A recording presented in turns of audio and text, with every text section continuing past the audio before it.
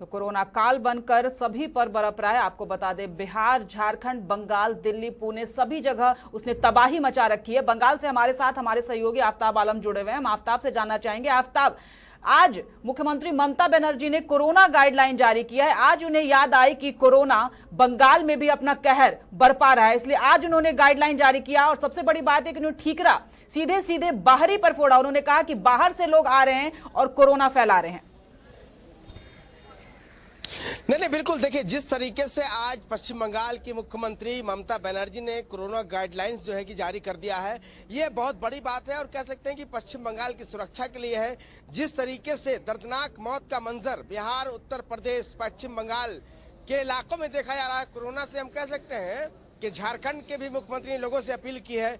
और आज जो है कि जो खबरें आ रही है पश्चिम बंगाल के इलाकों से कि लगातार कोरोना पेशेंट में इजाफा भी हो रहा है। और हम कह सकते हैं कि 2 उम्मीदवार जो थे पार्टी के, जो कैंडिडेट थे इस बार चुनाव में, 2 की मौत हो गई है कोरोना से। 8 लोग जो है कि इससे संक्रमित हैं, जो उम्मीदवार हैं। तो ऐसे में कह सकते हैं कि मतलब कहीं ना कहीं जो मामले बढ़ते जा रहे हैं, तो ममता बनर्जी को आज याद आ रही है। ऐसे में कहीं ना कहीं हम कह सकते हैं कि सारी पार्टियां इसके लिए जिम्मेवार हैं, क्योंकि लगातार हम देख पा रहे थे कि जितने सारे रैलियां हैं उसमें बड़ी संख्या में लोग पहुंच रहे थे।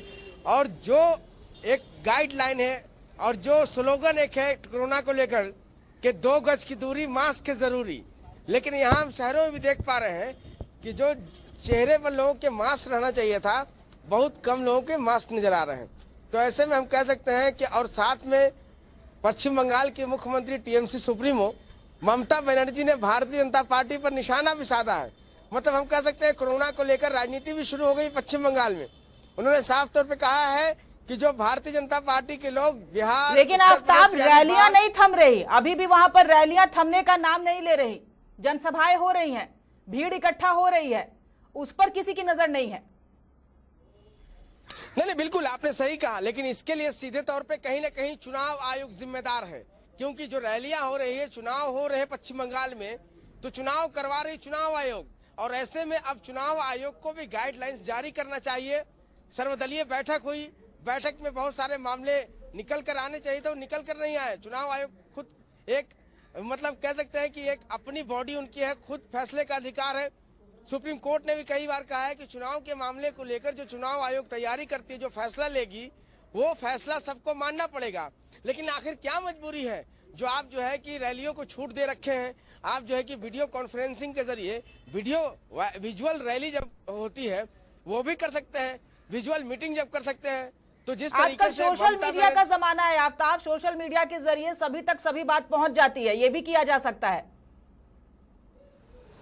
नहीं, बिल्कुल। जिस तरीके से आज प्रधानमंत्री की रैली देख लीजिए, गृह मंत्री की रैली देख लीजिए, जेपी नड्डा की रैली देख लीजिए, और जितने ममता बनर्जी की रैली देख लीजिए, संयुक्त मोर्चा की रैलियों को देख ले हम अगर, तो ये काफी मतलब दुर्भाग्यपूर्ण कह सकते हैं भाई इस देश में कि पश्चिम बंगाल में इलेक्शन हो रहे हैं, लगातार बगल के राज्य हैं, झारखंड के हालात कोरोना ने खराब कर दिया, कई लोगों की मौत का मंजर देखिए, उत्तर प्रदेश का देख लीजिए, बिहार का देख लीजिए, लेकिन लगातार घटनाओं में इजाफा हो रहा है। लेकिन पश्चिम बंगाल में हम कह सकते हैं कि यहाँ शायद सरकार ही मतलब कह सकते हैं कि नजरअंदाज करे इस मामले को। आज बहुत देर के बाद मतलब कह सकते हैं कि आपने बहुत सारे फैसले को लेते लेते देर कर दी, लेकिन फैसला तो लिया सही, लेकिन कहीं ना कहीं मुकम्मल तरीके से अब चुनाव आयोग को एक गाइडलाइन जारी करना चाहिए।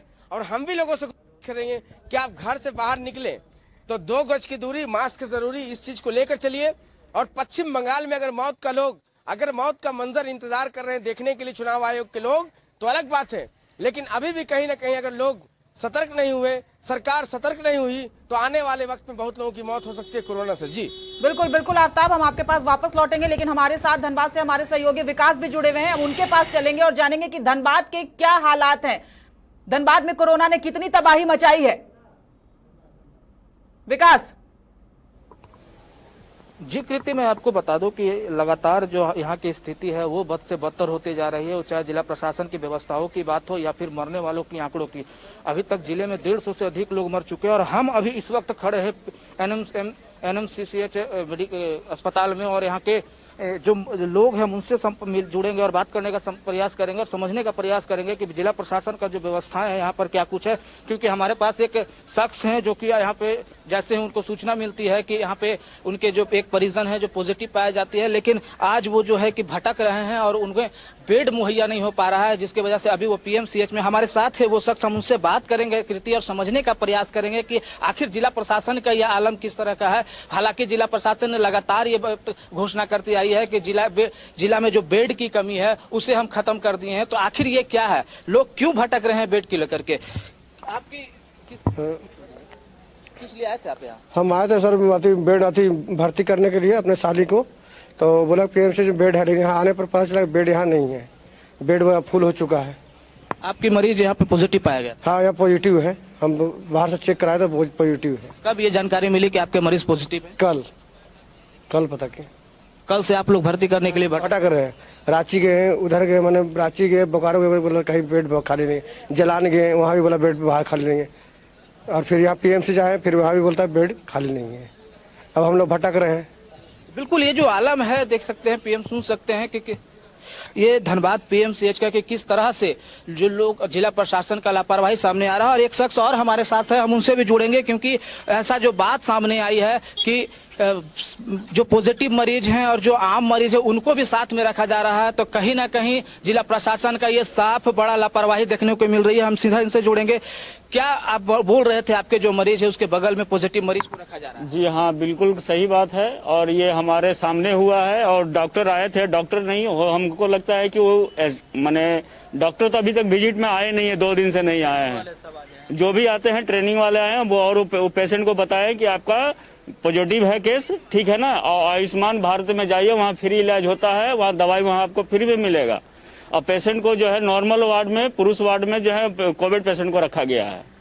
आपके पेशेंट के बगल में? हाँ, एक जो है, एक माने एरो छोड़ करके बगल में पड़ा हुआ है। क्या इन्होंने इसके लिए किसी से गुहार लगाई, अस्पताल प्रबंधन से बातचीत की? क्योंकि ये दुर्भाग्यपूर्ण है विकास कि कोविड पेशेंट के साथ एक नॉर्मल पेशेंट को रखा जा रहा है और जो कोविड पेशेंट है उन्हें भी समुचित व्यवस्था नहीं दी जा रही। बिल्कुल, ये साफ तौर से लापरवाही दिख रही है। हालांकि इस संबंध में हम बात करने का भी प्रयास करेंगे अस्पताल प्रबंधन से, क्योंकि इस तरह का लापरवाही कहीं ना कहीं एक अलग मैसेज दे रही है कि जिस तरीके से कोरोना जो है पैर पसार रहा, लगातार जो है कि बेहद गंभीरपूर्ण होती जा रही है, स्थिति बद से बदतर होती जा रही है। और ऐसे में इस तरह का लापरवाही कहीं ना कहीं एक खुद ही एक सवाल खड़ा कर रही है। जी कृति। जी विकास, आप हमारे साथ बने रहिए। रांची से हमारे साथ हमारे सहयोगी मनीष भी जुड़े हैं, हम उनसे जानेंगे कि रांची का क्या आलम है।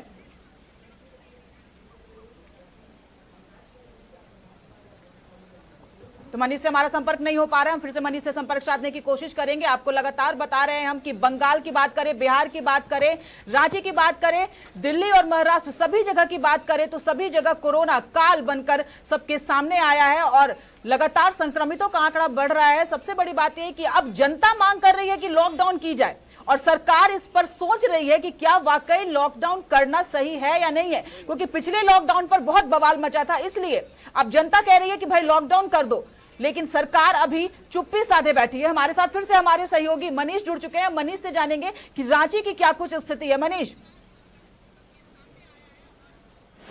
देखिए कीर्ति, बताना चाहेंगे आज ही मुख्यमंत्री जो सूबे के मुख्यमंत्री हेमंत सोरेन ने आज सर्वदलीय बैठक के साथ मंत्रियों के साथ उन्होंने बैठक की। उन्होंने अन्य तरह की घोषणा, आप कह सकते हैं कि उन्होंने सूची निकाली है कि क्या क्या चीज करना चाहिए, क्या नहीं करना चाहिए।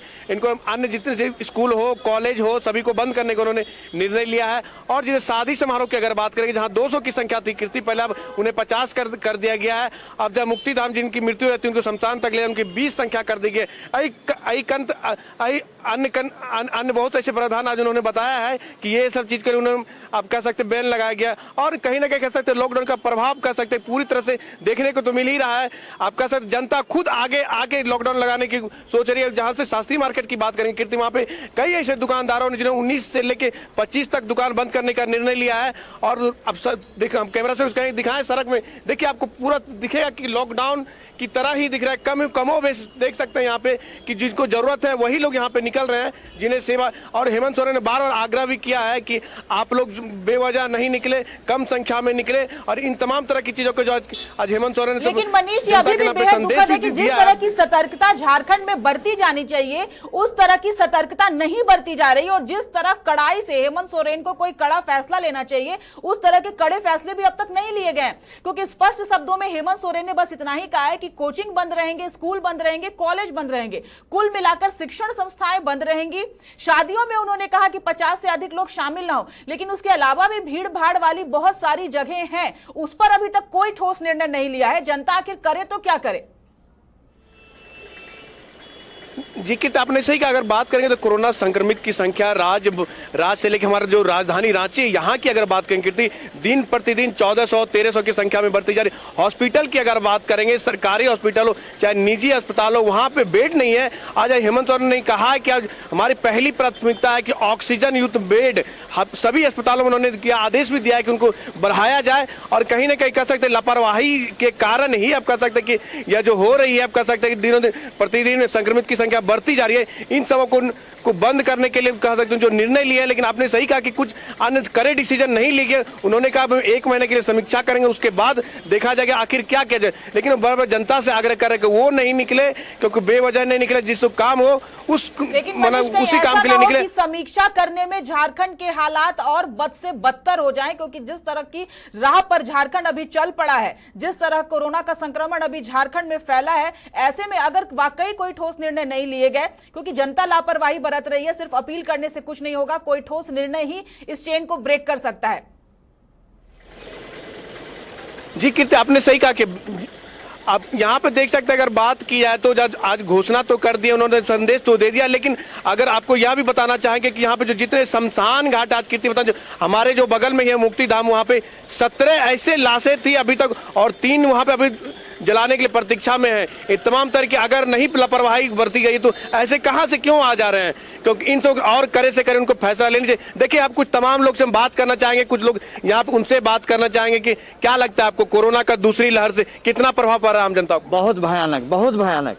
इसको लॉकडाउन बहुत पहले हो जाना चाहिए, कुछ दिनों के लिए कर देना चाहिए सरकार को। तो मैंने बहुत जल्दी, कम से कम तो सप्ताह में 3 दिन होना चाहिए लॉकडाउन।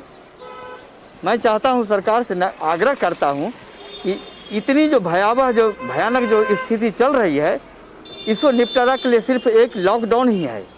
लॉकडाउन कुछ दिनों के लिए हो जाए तो फिर शांति हो जाएगा। इससे आम जनता को कितने प्रभाव रहे हैं? आम जनता तो फिर चाहता ही भी है, आम जनता भी चाहता है कि लॉकडाउन हो जाए कुछ दिनों के लिए, सभी को लिए आराम हो जाएगा। मनीष, ये दुखद है आम जनता का भी कहना है कम से कम। बिल्कुल मनीष, ये दुखद है कि अब जनता चाहती है कि लॉकडाउन हो जाए और सरकार चुप्पी साधे बैठी है। हालांकि रेलवे ने एक अच्छी पहल की है, रेलवे ने ऑक्सीजन के लिए रेलवे ऑक्सीजन चलाया है, जिसकी वजह से अब शायद ऑक्सीजन की कमी से जूझ रहे कोरोना संक्रमित मरीजों को थोड़ी राहत मिले। लेकिन ये बहुत दुखद बात है कि अब हर राज्य की जनता चाह रही है कि लॉकडाउन कर दिया जाए, लेकिन सरकार, कहीं की भी सरकार कोई ठोस फैसले नहीं ले रही। जी कि आपने कर दिया जाए, लेकिन जो राज्य सरकार है, जो मुखिया यहाँ के सूबे के मुख्यमंत्री है, उन्हें अभी इकोनॉमिक भी देखनी पड़ेगी। अगर पूरी तरह से लॉकडाउन कर दिया जाए तो वो केंद्र के भरोसे कि अगर केंद्र उनके सहयोग किया जाएगा, बार-बार केंद्र से आग्रह कर रहा है कि उनके सहायता राशि दें। अगर वो बंद कर दिया जाए तो उन्हें कह सकते जो राशि है, बजट राशि, उनको अपनी खर्च करनी पड़ेगी। इसीलिए उन्होंने कहा कि आर्थिक में ना प्रभाव पड़े, इसके कारण हो सकता है कि लॉकडाउन नहीं करना चाह रहे सूबे के मुख्यमंत्री।